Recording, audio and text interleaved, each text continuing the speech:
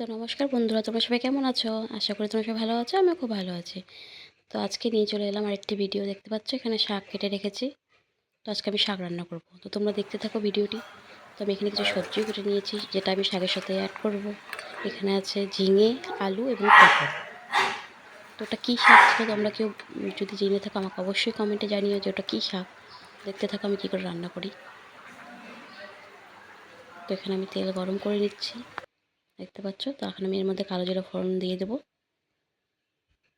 তো আমি এখন এর মধ্যে যে কেটে রাখা সবজিগুলো ছিল সেগুলোকে ভালো মতন ভেজে নেব প্রথমে।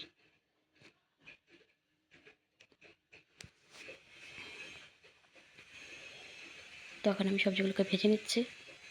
আমার ভিডিও ভালো লেগে থাকলে অবশ্যই একটি লাইক, কমেন্ট, সাবস্ক্রাইব করে দিও।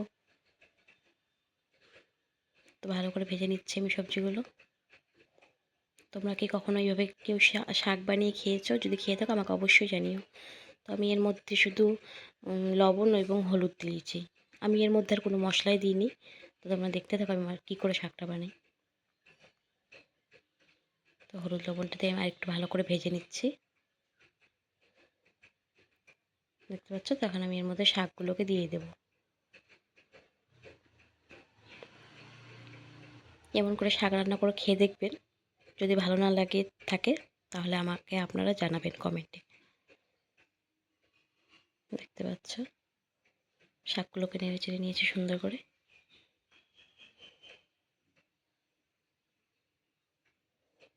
সামান্য পরিমাণ জলও দিয়ে দিয়েছিলাম। এখন এর মধ্যে আমি দিয়ে দিলাম সর্ষে বাটা।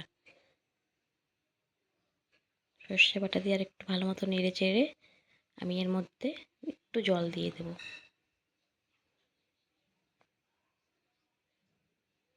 দেখতে পাচ্ছ। তখন আমি এর মধ্যে একটু সামান্য পরিমাণ জল দিয়ে দিয়েছি।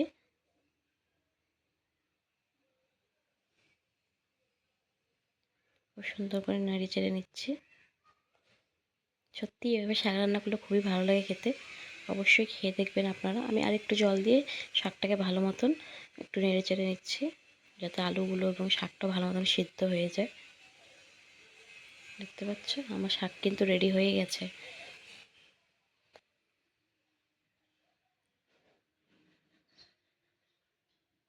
সবজিগুলো খুব ভালো মতন সেদ্ধ হয়ে গেছে। তখন আমি শাকটাকে নামিয়ে নেব। তো বন্ধুরা আজকের ভিডিও এতটুকুনি।